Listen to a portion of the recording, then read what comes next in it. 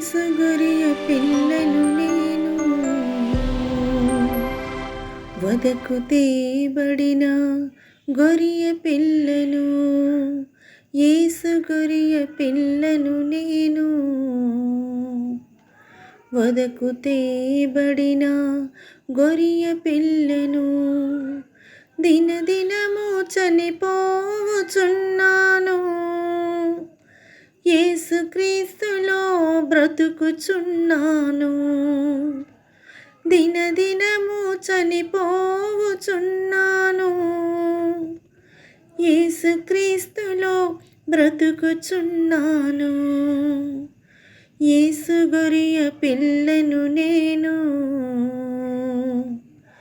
వదకు తేబడిన గొరియ పిల్లను. యేసు గొరియ పిల్లను నేను, వదకు తేబడిన గొరియ పిల్లను. క్రీస్తునందు ప్రియులైన సహోదరి సహోదరులకు ప్రభుని యేసుక్రీస్తు వారి దివ్యనామమున శుభాలు. నూతన జీవిత అనుదిన దైవ ధ్యానము. మీరు ఇతరులను యేసులాగే చూస్తారా? మార్కు సువార్త 6వ అధ్యాయము 34వ వచనము. యేసు వచ్చి ఆ గొప్ప జన సమూహంను చూచి వారు కాపరులేని గొర్రెల వలె ఉన్నందున వారి మీద కనికరపడి వారికి అనేక సంగతులను బోధింపసాగెను. మీరు జీవితాన్ని దేవుని దృక్కోణం నుండి చూస్తున్నారో లేదో మీకు ఎలా తెలుస్తుంది? మీరు ఇతరులను ఎలా చూస్తారో ఆలోచించండి. ఇది మీ ఆధ్యాత్మిక పరిపక్వతకు గొప్ప పరీక్ష. మీకు బైబిల్ ఎంత తెలుసు? మీరు ఎంత తరచుగా చర్చికి వెళ్తారు? లేదా మీరు సేవ చేస్తారా? దశమ భాగాన్ని ఇస్తారా? లేదా ప్రార్థిస్తారా అని అడగటం కంటే ఇది ఉత్తమం అనిపిస్తుంది. జీవితం అంతా ప్రేమ మరియు సంబంధాల గురించి.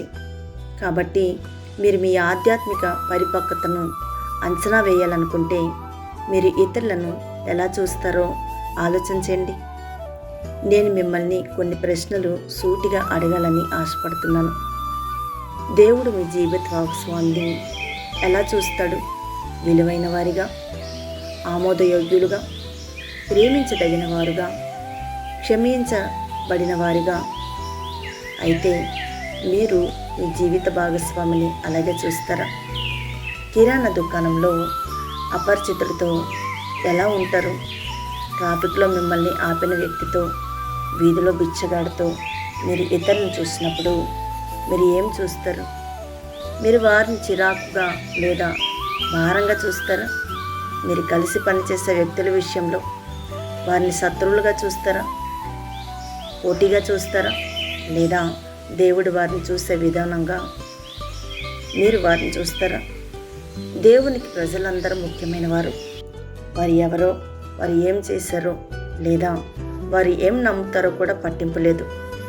క్రీస్తు వారి కోసం మరణించాడు. యేసు వారిని ప్రేమిస్తాడు. ప్రతి వ్యక్తి కోసము దేవునికి ఒక ప్రణాళిక ఉంది మరియు వారు తనతో సంబంధం కలిగి ఉండాలని ఆయన కోరుకుంటున్నాడు. మార్కు సువార్త 6వ అధ్యాయము 34వ వచనంలో బైబిల్ ఇలా చెప్తుంది. యేసు దిగి వచ్చినప్పుడు పెద్ద జన సమూహాన్ని చూసి వారి గొర్రెల కాపరిలేని గొర్రెల వలె ఉన్నందున ఆయన వారిపై జాలిపడ్డాడు. యేసు ప్రజలను అలాగే చూస్తాడు మరియు మీరు కూడా ప్రజలను అలాగే చూసుకునేలా ఎదగవచ్చు. మీరు మీ స్వంత కుటుంబం పట్ల, అలాగే మీ పొరుగువారి పట్ల, మీ సమాజం పట్ల, మీ దేశం పట్ల మరియు మిగిలిన ప్రపంచం పట్ల కరుణ కలిగి ఉండటం నేర్చుకోవచ్చు. యేసు ప్రజలను ఎలా చూశాడో అలాగే చూడటం నేర్చుకునేటప్పుడు మీ ఆధ్యాత్మిక దృష్టిని బలపరనివ్వండి. ఆమేన్.